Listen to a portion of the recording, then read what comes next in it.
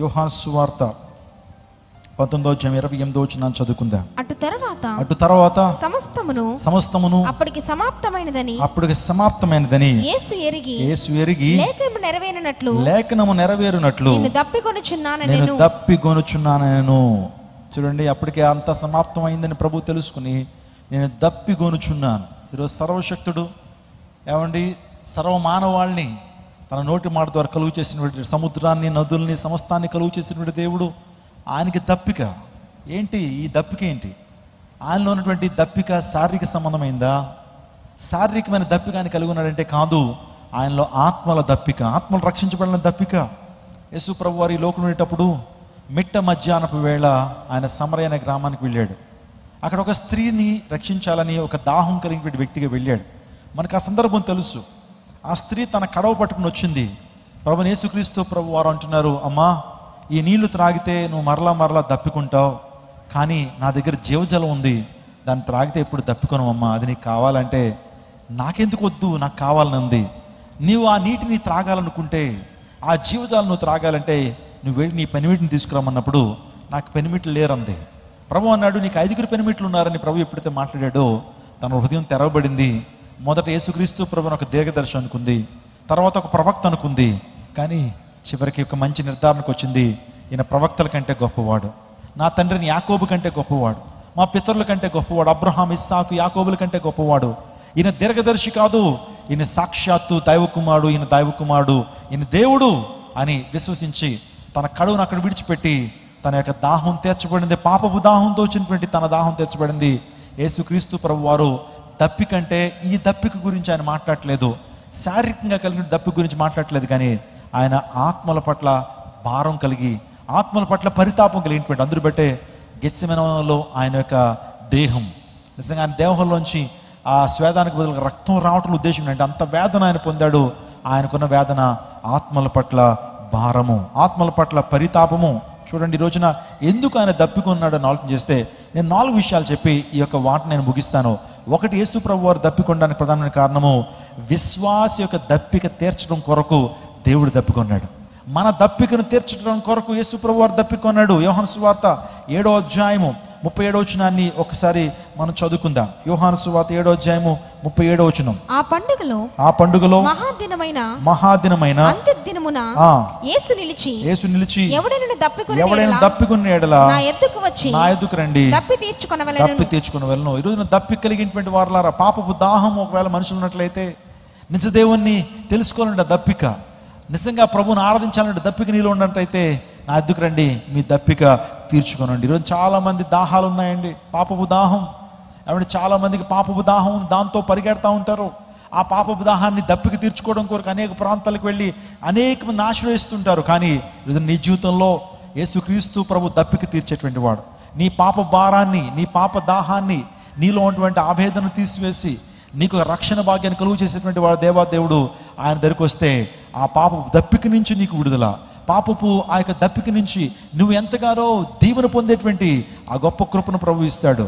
యేసు ప్రభు ఈ లోకంలో ఉండేటప్పుడు ఆయన కొన్ని స్టేట్మెంట్స్ చేశాడు. I'm the way, the truth and the life. నేనే మార్గమును, సత్యమును, జీవమును అన్నాడు. నేనే జీవాహారమును, I'm the bread of life. నేనే జీవజలాన్ని నా ద్వారా వచ్చేటువంటి వారు దప్పికొంటాడని ప్రభు మాట్లాడు. ఈ రోజున ఎందుకు దప్పికొంటున్నాడంటే మనకు దప్పిక తీర్చడానికి యేసుక్రీస్తు ప్రభు వారు దప్పికొంటున్నాడు. రెండోదిగా, విశ్వాసికి జీవజలములు అందించాలని దేవుడు ఇష్టపడుతున్నాడు. జీవజలాలు, ఆ జలము కనుక తాగితే మనం ఎప్పుడు కూడా జీవించగలుగుతాం. రెవల్యూషన్స్ 22:17. ఆత్మయు పెళ్లి కుమార్తెయు రమ్ము అని చెప్పుచున్నారు, వినువాడును రమ్ము అని చెప్పవలెను. దప్పికొనిన వారిని రానిమ్ము, ఇచ్చించు వారిని జీవజలమును ఉచితముగా పుచ్చుకొననిమ్ము. ఈ మాట అందరూ చెప్పండి. జీవజలముల బుగ్గల యొద్దకు వారిని నడిపించును అనే మాట మనం చూస్తున్నాం. అవునండి, ఎందుకు యేసుక్రీస్తు ప్రభువు దప్పిక పొందాడని ఆలోచన చేస్తే విశ్వాసికి జీవజలాలు అందించడం. పరలోక రాజ్యంలో దేవదేవుడు మనకు జీవజలాన్ని ఇవ్వబోతున్నాడు. ఆయన ఆ జీవితాలను తాగిన ప్రతి ఒక్కడు కూడా నిత్యము జీవించేటువంటి గొప్ప అనుభవాన్ని ప్రభు మనందరికీ ఇవ్వబోతున్నాడు. అందరూ బట్టి దేవునామానికి మహిమ కలుగును గాక. ఇంకా మూడోదిగా చెప్పాలంటే ఎందుకు యేసు ప్రభువు దప్పిక పొందాడనంటే ఉగ్రత నుంచి మనం రక్షించడానికి, రాబోతున్న ఉగ్రత నుంచి మనం రక్షించడానికి. ఏంటి ఉగ్రత? మన మీద పాపపు భారం మన మీద ఉంది, పాపానుకున్న ఉగ్రత మన మీద ఉంది. పాపం చేయడం ద్వారా ఉగ్రత, దేవుని ఉగ్రత మన మీదకి వచ్చింది. మనలో చాలామంది తెలుసు, సొదొమ గొమొర్రా ప్రాంతంలో దేవుని ఉగ్రత దిగి వచ్చింది ఆకాశం నుంచి.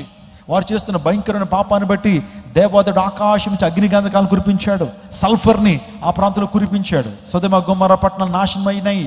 ఆయన ఉగ్రత, పాపానికి వచ్చే ఉగ్రతది. ఆ ఉగ్రత నుంచి మనం తప్పించబడాలంటే యేసుక్రీస్తు ప్రభు వారు ఉగ్రత నుంచి తప్పించేటువంటి వాడు.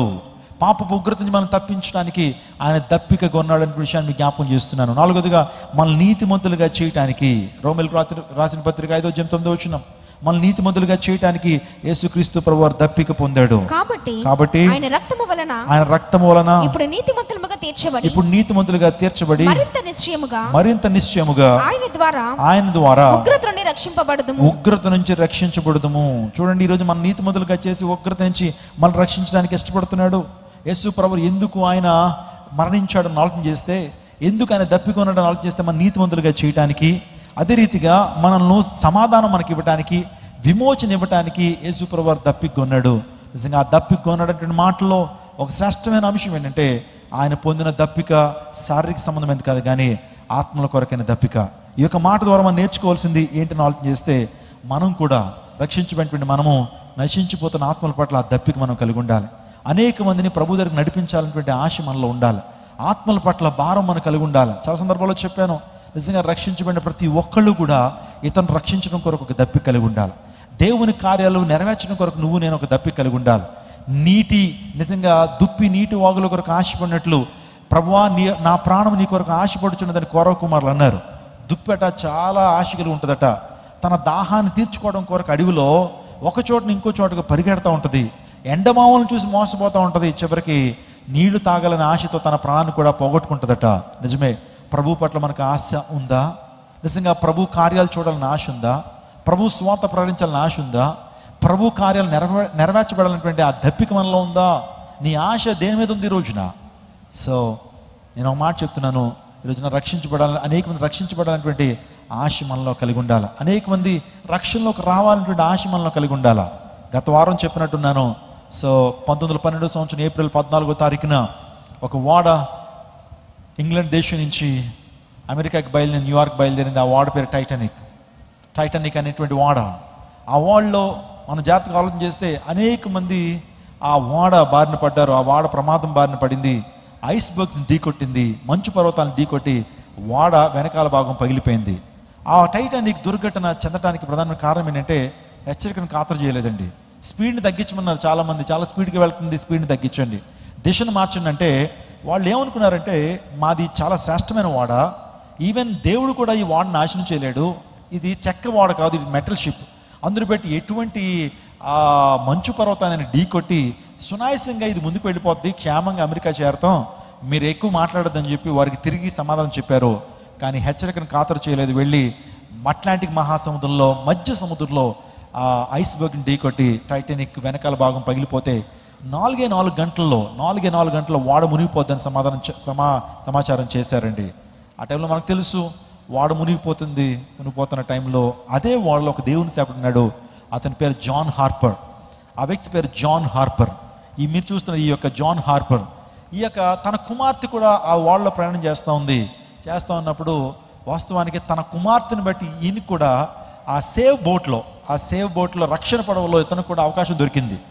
వెళ్ళిపోతున్న టైంలో మరి ఏమనుకున్నాడో తెలియదు, తన కుమార్తెని ఆ చిన్న షిప్లో, చిన్న బోట్లో కూర్చోబెట్టి, అమ్మ ఒక్కసారి నేను మరలా వస్తానని చెప్పి నీటిలోకి దూకాడు. తన దగ్గర ఆ లైఫ్ జాకెట్ ఉంది, అది తేల కొడతా ఉంటుంది.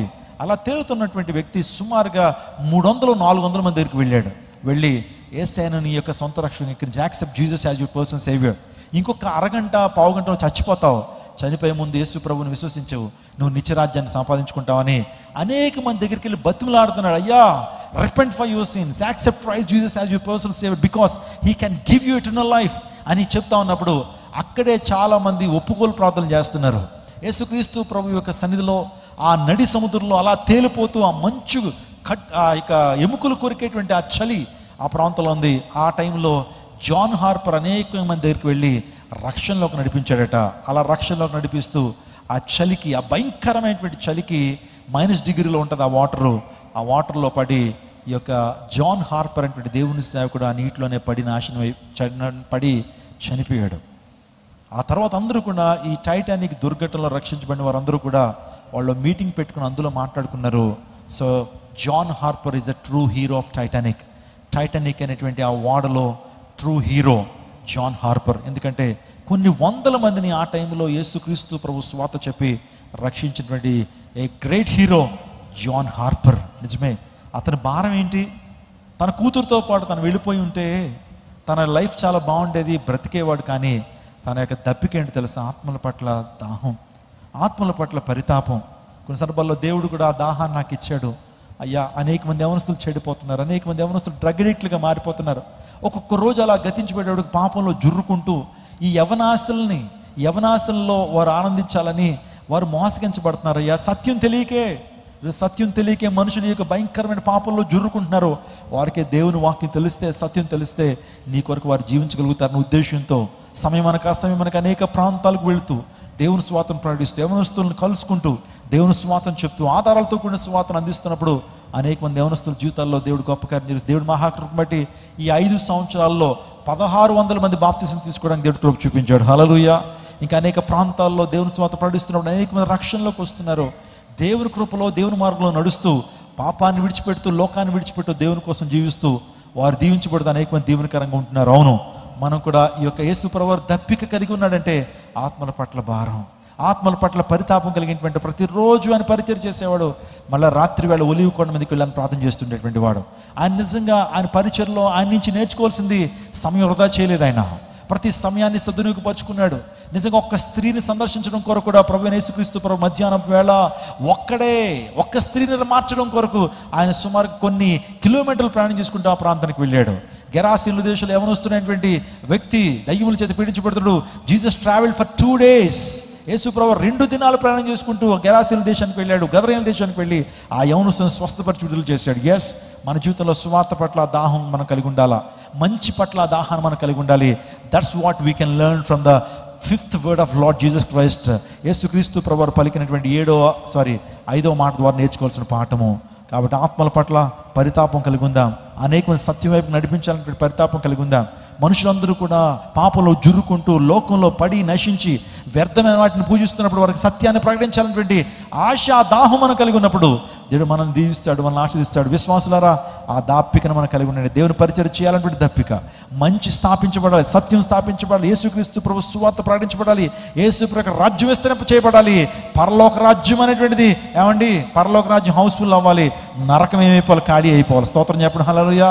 So hell must be empty and heaven must be houseful. పరలోక రాజ్యం ఏమవుతూ ఉండాలి, నింపబడతా ఉండాలి, నరకం ఖాళీ అయిపోతూ ఉండాలి. అటువంటి ఆ దాహం వల్ల ఆత్మల పట్ల పరితాపం, అనేక మంది మిషనరీలు ఆ పరితాపం కలిగి ఉన్నారండి. అసమయమనక వారి జీవితాన్ని ప్రణంగా పెట్టారు. అదోనీరామ్ జడ్సన్ అనేటువంటి దైవజనుడు బర్మా దేశంలోకి యేసుక్రీస్తు ప్రభు సిలువ స్థాపించబడేటువంటి వరకు నేను నిద్రపోనని చెప్పి బర్మా దేశానికి గొప్ప మిషనరీ అయినటువంటి వ్యక్తి, he lost his wife, he lost his children, but he never leave Burma. బర్మాను విడిచిపెట్టలేదు. తన భార్యను కోల్పోతాడు, తన పిల్లలను కోల్పోతాడు, ఎన్నో కష్టాలు గుండా వెళ్తాడు. అయినా సరే బర్మాను విడిచిపెట్టలేదు. Adoniram Judson and the missionary call. నిజంగా ఇటువంటి గొప్ప గొప్ప దేవుని సేవకులు. డాక్టర్ విలియం కేరీ భారతదేశానికి వచ్చాడండి. ఇంగ్లాండ్ దేశం నుంచి వచ్చి భారతదేశాన్ని వెలిగించడానికి కంకణం కట్టుకున్నాడు. బూడిదలా పరుచుకుని దాని మీద భారతదేశ పటం వేసుకుని అయ్యా ఈ దేశం రక్షించబడాలని చెప్పి భారతదేశానికి వచ్చిన గొప్ప దేవజనుడు విలియం కేరీ. భారతదేశం ఎన్నో సంస్కరణలు చేశాడు. భారతదేశంలో దురాచారాలను రూపుమాపినటువంటి వాడు. పోస్ట్ ఆఫీస్ని, బ్యాంకింగ్ సిస్టమ్ని, ఎడ్యుకేషన్ సిస్టమ్ని, యూనివర్సిటీని, ఇంకా ఎలాంటి అనేకమైనటువంటి వాటిని ఆయనే ప్రవేశపెట్టి భారతదేశాన్ని వెలిగించిన విలియం కేరీ నిజంగా ఆత్మల పట్ల భారం కలిగినటువంటి వాడు. ఇలా చెప్పుకుంటూ పోతే అనేక మంది ఆత్మల పట్ల భారం కలిగినటువంటి వారు, అనేక మంది ఆత్మల పట్ల భారం కలిగినటువంటి వారు. ఆ తర్వాత ఆఫ్రికా దేశానికి గొప్ప మిషనరీ అయినటువంటి డేవిడ్ లివింగ్స్టన్ మెడికల్ డాక్టర్గా ఉన్నటువంటి ఆ వ్యక్తి ఆ ప్రాంతానికి వెళ్ళి తన ఎడమ కన్ను పోగొట్టుకుంటాడు, ఎడమ కాళ్ళను పోగొట్టుకుంటాడు, ఎడమ చేయిని పోగొట్టుకుంటాడు. ఒక బ్రిటిషర్, ఒక బ్లాక్ అయిపోతాడు. నిజంగా ఆ వ్యక్తి డేవిడ్ లివింగ్స్టన్ ఆ దేశాన్ని వెలిగించాడు. ఈరోజున ఆఫ్రికా దేశంలో 70% క్రిస్టియన్స్ ఉన్నారంటే, 70% క్రీస్తుని ఆరాధించేటువంటి వారు ఉన్నారంటే ఈ దైవ సేవకుడు ఇచ్చిన కంట్రిబ్యూషన్ చాలా గొప్పది. ఇతరుల్లో భారం ఏంటంటే, ఏమొస్తుంది దేవుని సేవ చేస్తే? డబ్బులు వస్తాయా? దేవుని సేవ చేస్తే ఎంత ప్రయాస? ఆ దేశాన్ని విడిచిపెట్టి, తన యొక్క లగ్జీరియస్ లైఫ్ని విడిచిపెట్టి ఆఫ్రికాకి వెళ్ళి బ్లాక్ మాంబా చేత కాటు వేయబడతాడు. చిరుతపులి చేత ఏమంటే తన యొక్క భుజం అంతా కూడా, ఈ చేయి అంతా ప్యారలిట్ అయిపోద్ది, ఒక భాగం అంతా పని చేయని పరిస్థితి. అయినా సరే విడిచిపెట్టలేదు ఆఫ్రికా దేశాన్ని. ప్రభు కొరకు ఒక భారం, ప్రభు కోసం ఒక భారం కలిగి ఆ దేశాన్ని వెలిగించడానికి ఇష్టపడ్డాడు. నిజంగా ఒక మిషనరీగా ఆఫ్రికన్ ప్రజలందరూ వచ్చి అతను చనిపోయిన తర్వాత, అయ్యా ఈ దేహం ఇక్కడే పాతి పెట్టబడాలయ్యా. విలియం కేరీ దాహం కలిగినటువంటి వాడయ్యా, ఆఫ్రికా ప్రజల పట్ల భారం కలిగినటువంటి వాడు, అతని దేహం ఇక్కడే పాతి పెట్టబడాలంటే బ్రిటిష్ గవర్నమెంట్ ఒప్పుకోలేదండి. అతను మా మిషనరీ, అందరూ బట్టి మా దేశానికి తీసుకెళ్ళినప్పుడు కచ్చా కట్టి, అయ్యా ఆయన దేహాన్నది మీరు తీసుకెళ్ళిపోతున్నారు, ఆయన గుండెనన్నా మాకు ఇవ్వండి సార్, ఆయన గుండెన మాకు ఇవ్వండి. ఆ గుండె మా కొరకు దాహం కలిగి ఉందయ్యా, మేము రక్షించబడిన అహర్నిశను ఆ గుండె కొట్టుకుందయ్యా. మేము నరమాంస భక్షకులుగా ఉన్నప్పుడు, మేము బార్బేనియన్స్గా ఉన్నప్పుడు, ప్రభా మమ్మల్ని రక్షించడం కొరకు ఆ గుండె కొట్టుకుంది, మా కోసం దాహం కలిగి ఉందయ్యా. అందుని బట్టి ఆ గుండెనన్నా మాకు ఇవ్వండి అని చెప్పి ఆ గుండెను తీసుకుని వారు భూభాగంలో పాతి పెట్టుకున్నారండి వాళ్ళు. అవును, ఇలాంటి వారి గురించి ఎందుకు చెప్పాను తెలుసా? నీకున్న ఆత్మల పట్ల భారం ఉందా? నీ కుమారుడు రక్షించబడాలి, నీ భార్య రక్షించబడాలి, నీ భర్త రక్షించబడాలి, నీ ఇరుగు వారు రక్షించబడాలి, మన భారతీయులు రక్షించబడాలి, వారు నిత్య నరకాగ్ని గుండానికి వెళ్ళకూడదు, రక్షణ పొందాలని భారం ఉన్నదా? ఆలోచన చేయండి. ప్రభు ఆ భారాన్ని కలిగినటువంటి వాడే. ఆ యొక్క ఎక్స్ప్రెషన్ ఏంటి తెలుసా?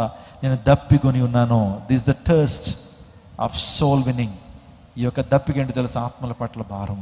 అటువంటి భారం మనం కూడా కలిగి ఉందాం. ప్రార్థన చేసుకుందాం.